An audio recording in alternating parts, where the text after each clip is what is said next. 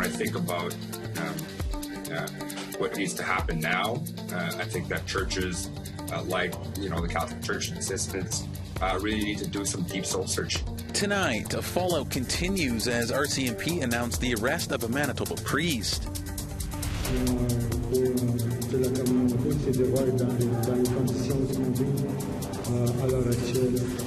Plus, in Anishinaabe First Nation in northern Quebec hopes a minister's visit will lead to change. I really think that we need to concentrate on getting small businesses back up and running to revitalize the economy here. And running for office, a profile of Indigenous candidate Joan Phillip.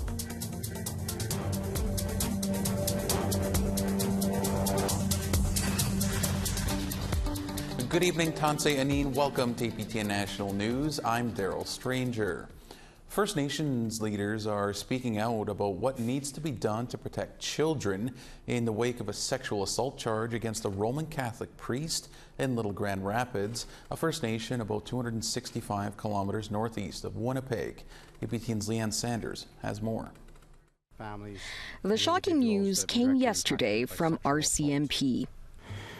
Unfortunately, we are here today to tell you about an 8-year-old girl who was assaulted by someone that she trusted. It was reported to us that this young girl from Little Grand Rapids First Nation was alone with the local Roman Catholic priest. She was helping him clean the church when he touched her inappropriately. 48-year-old Arul Saveri of Winnipeg remains in custody on a raft of charges, including sexual assault, luring a child, and forcible confinement. Assembly of Manitoba Chiefs Grand Chief Kathy Merrick called on the Roman Catholic Church to apologize. The Church has always been slow to respond or accept that these horrific events still happen. The Church needs to apologize and act swiftly in denouncing Arul Saveri as a representative of the Roman Catholic Church and make whatever reparations necessary. In a CBC report yesterday, the chief of Little Grand Rapids said that community members want the Roman Catholic Church to leave. Southern Chiefs Organization Grand Chief Jerry Daniels says the church has much to atone for. Well, I think it's within the right of the community, and if the leader is saying that the church has no role here anymore, then I think that's what needs to happen. The Archdiocese of St. Boniface said it is aware of the chief's comments, saying in an email to APTN it wouldn't comment. Archbishop Legat will not be available either at this time, as out of respect for the Little Grand Rapids Band Council and Chief, as well as the entire community, he prefers to have a direct dialogue with the Little Grand Rapids First Nation rather than through the media. Arul Saveri has been suspended but is presumed innocent until proven guilty. For Grand Chief Daniels, measures need to be taken to prevent this from happening again. When I think about what needs to happen now, I think that churches like the Catholic Church and assistants really need to do some deep soul searching. And what are the changes that need to happen? Maybe the priests are not alone with children. The RCMP said yesterday additional youths had been identified as potential victims, and its investigation continues. Leanne Sanders, APTN National News, Winnipeg. NDP Member of Parliament Nikki Ashton asked Prime Minister Trudeau about the assault in Little Grand Rapids. Here's that exchange, which happened during question period this afternoon. Mr. Speaker, a priest accused and arrested of abuse and the forcible confinement of an 8-year-old girl. More victims are coming forward. Families are in shock. A First Nation is in shock. This isn't history. This is happening now in Little Grand Rapids First Nation in 2023. My question is, what is the government doing at this time to support the community? And what will the government do to work with the community to support its clear calls for accountability? The Prime Minister. Speaker, this is a horrific situation that never should have happened any time. We know it happened decades ago and never should have, and this one happened just recently, and it never should have. We have obviously reached out to the community, are working closely with them on what is needed for healing and for moving forward, but we are also serious about accountability and ensuring that these kinds of abuses never happen again. Curve Lake First Nation community members and family of Selena Taylor held a demonstration outside of Peterborough Courthouse on Tuesday. They're demanding justice for Taylor. She was allegedly attacked by her then-boyfriend in September of 2020. Jordan Moran was subsequently charged with aggravated assault, but Taylor never recovered and was taken off life support 6 months later. For the past 2 years, the family has been asking for the charges to be upgraded to homicide. At a hearing on Tuesday, Moran was denied bail. No date for a trial has been set yet. We want to hear what you think about the stories you've seen so far to start our show tonight. Here's how to continue the conversation. You can send your emails to news@aptn.ca, or you can leave us a comment on aptnnews.ca. You can also find us on Facebook, Twitter, Instagram, YouTube, and TikTok. Follow APTN News to join the conversation and see our latest stories. An Anishinaabe community in Western Quebec recently signed an agreement with Ottawa to formally establish a nation-to-nation relationship. The chief hopes this will usher in a new era for the community, one with electricity and running water. Amelia Fournier has the story. When Federal Minister Mark Miller traveled to Kitcisakik to sign a new framework agreement, he got to see the reality of the 250 or so Anishinaabe who live there. No electricity, no running water. Things that Chief Régis Penosway wants to remedy. Pour moi, d'avoir un ministre ici, c'est important. Pour la communauté, c'est de voir dans les conditions qu'on vit à l'heure actuelle. Malgré tout ça, il faut aussi reconnaître aussi que nos membres de la communauté, il y a une très grande résilience face à la situation qu'on vit présentement. The agreement Friday follows the principles of UNDRIP, ensuring Indigenous land management, self-reliance, and protection of their territory. The framework agreement that we're signing today is an important step for all the partners here to advance a word that often rolls easily off people's lips called reconciliation. But it's a roadmap or a game plan for the next steps for your community. As Kitcisakik never signed a treaty agreement with the government, Miller says this agreement will ensure they'll meet more frequently. En étant des humains, ça prend parfois plus que des rencontres éparpillées ici et là, mais vraiment des ententes pour documenter notre relation à l'avenir. According to government officials, high groundwater levels make it nearly impossible to dig into ground to build necessary infrastructure. So the council has made the decision to relocate the community, which was not a unanimous one, says Penosway. He hopes the agreement will help speed up the moving process and access to electricity and running water. Je pense que c'est une décision que ça relève de la communauté maintenant, de voir l'emplacement et ainsi de suite. À partir de là, le gouvernement, les deux paliers sont conscients maintenant que le développement de ce dossier-là, c'est un des priorités. While the Quebec government isn't involved in this agreement, Hydro-Quebec, a Crown corporation, has committed to hooking the community up to electricity by 2025. And in a statement emailed to APTN, a spokesperson for Quebec's Indigenous Affairs Ministry said they were looking to, quote, bring UNDRIP to life via agreements in the near future. Chief Penosway says he is hopeful that this agreement with the feds is a new beginning. On a eu notre part de frustration, mais on n'a quand même pas arrêté à ces frustrations-là pour en venir à une très belle entente. Amelia Fournier, APTN National News, Kitcisakik, Quebec. All right, we have to step aside for a moment, but before we do, tomorrow we will bring you part one of a two-part story of an Alberta woman trying to get her family's land back from the nation she has called home her entire life. APTN's Danielle Parody has a preview. Roberta Gladue says an error by an Indian agent in 1941 caused her to lose her family's land. Now it is Enoch Cree Nation's powwow grounds. We want that land back. We want that land transferred to us. And with my grandmother's and the wrongdoings that was done to our family. And the hardships that we had to face just by doing this. Coming up tomorrow on APTN National News.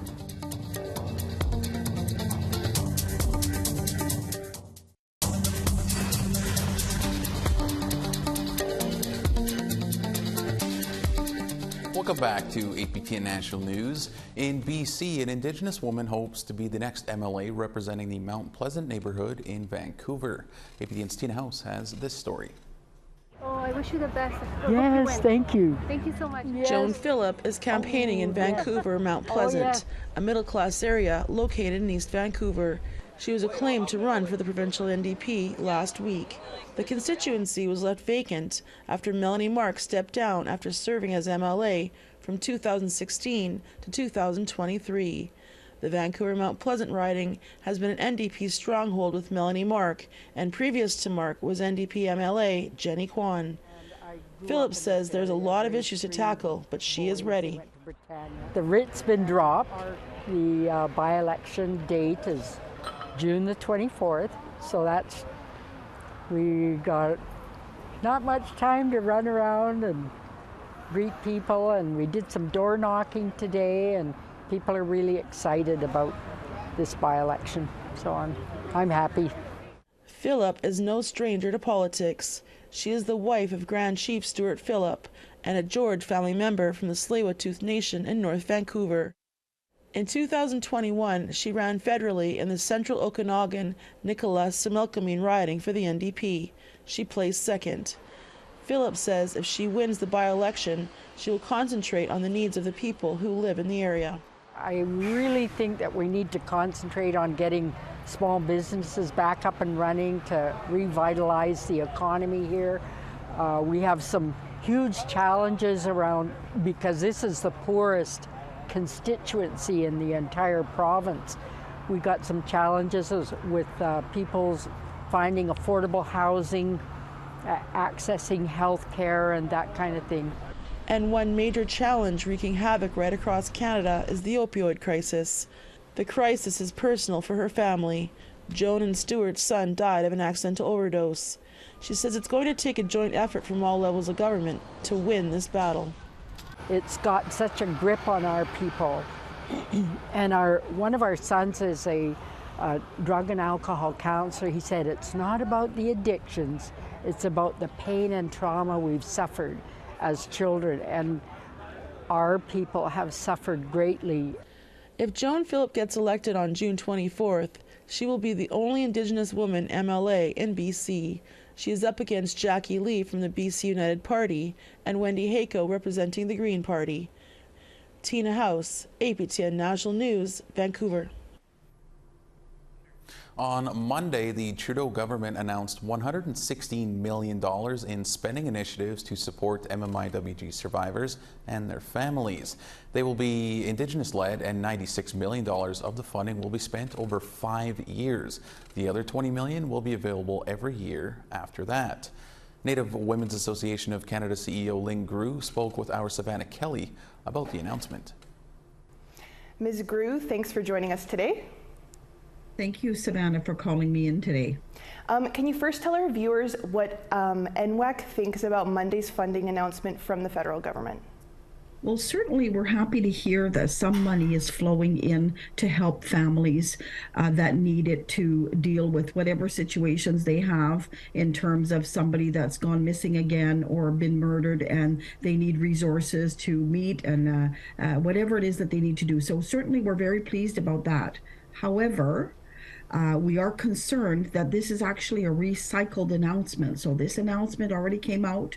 The minister had already announced this money in the federal budget. So we're concerned that it's looking like there's more funding coming out when really the announcement was already made. So on one hand, pleased to see that the money that was allocated in the budget is actually details are being provided about what it's going to be spent on, but concerned that there's some representation that may be confusing.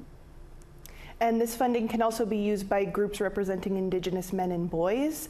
What are your thoughts on this expanded definition of what MMIWG funding now covers? Now, that's an interesting question. I mean, NWAC has always worked with women, gender diverse, and their families. And, you know, looking at the situation, we know that there's you can't deal with violence against Indigenous women without dealing with the situation with men and boys as well. So we have, you know, we are supportive of some programming that way as well, because as I said, we don't think that you can deal with the issue so narrowly. And do you think the federal government should be spending more money and effort on prevention, such as launching a red dress alert system? Certainly, and I think we will see that happen. I think there is a movement towards that.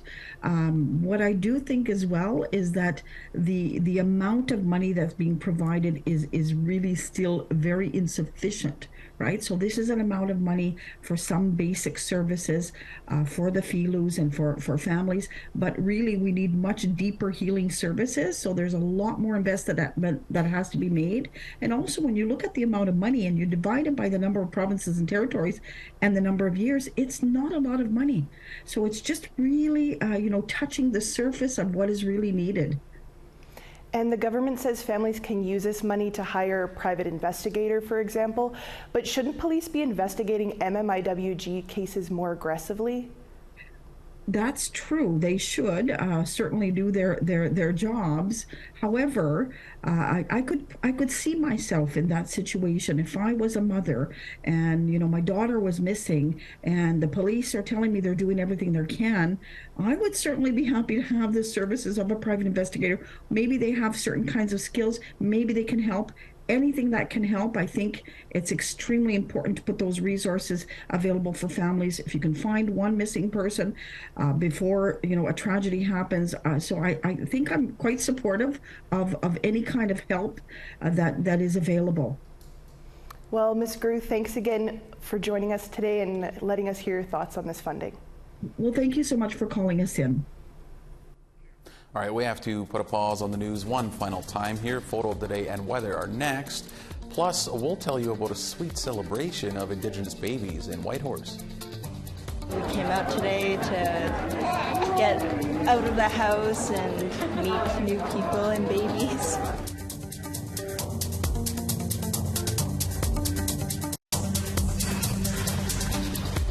Welcome back. It's time now for our photo of the day.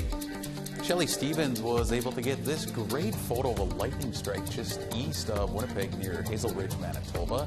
It's a great photo. Kelly, thanks for sending it in and well-timed as well. If you have a great photo, we want to see it. You can send that photo to share@aptn.ca. All right, now let's take a look at tomorrow's weather forecast. We start on the East Coast, 11 degrees in St. John's and 32 in Halifax.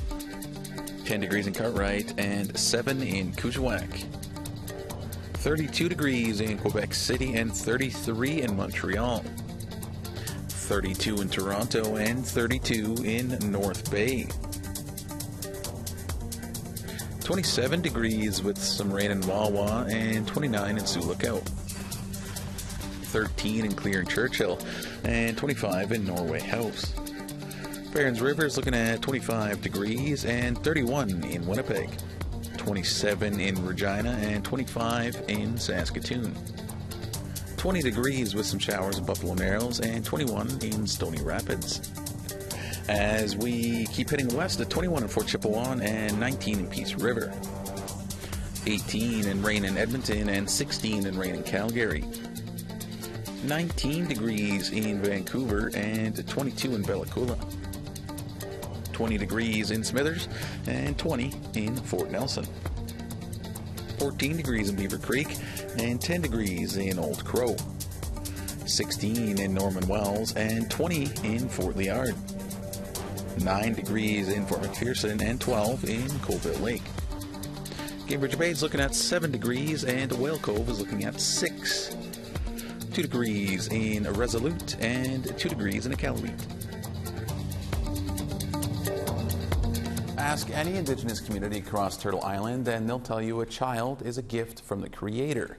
As a way to honor their community's youngest members, the Yukon First Nation Education Directorate in Whitehorse held a celebration to welcome Indigenous babies born in the last year. Our reporter Sarah Connors was there.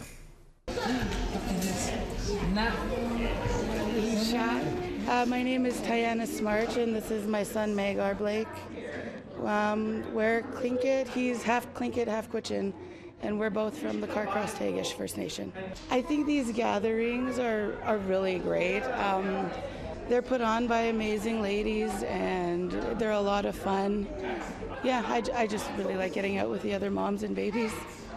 It's important for us to go because when I was growing up, I wasn't really taught very traditional ways, and now that I'm a mother, I'd like for my son to learn that from a young age, and I'm also learning as well. So, my name's Hannah Linklater, and my family's from Old Crow, and her name's Anya Skookum, and her Skookum is from Carmax, her dad's side. We came out today to get out of the house and meet new people and babies. I think it's pretty neat that they do a lot of these events now, and yeah, it's my first baby, so I don't know, I like it. And moving with the music, it grows on you. So,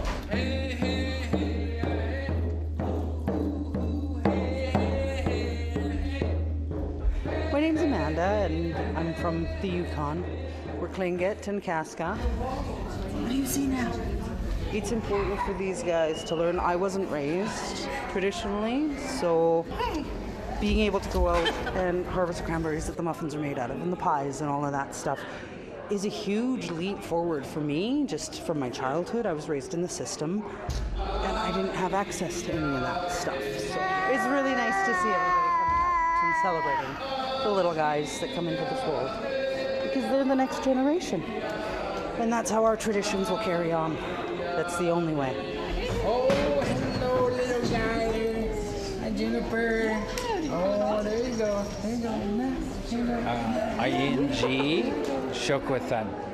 So I feel really, really good, especially being asked to be part of this special ceremony to welcome the new generation into this world and to help our family members, parents, aunties, uncles, grandmas, grandpas, to support and how we can be a very, very strong support within our families.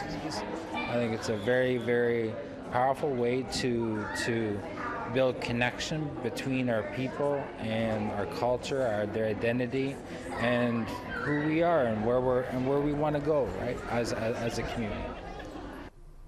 What a great story to end today's show on, the last day of May as well. If you missed any of our stories from tonight's newscast, aptnnews.ca has you covered.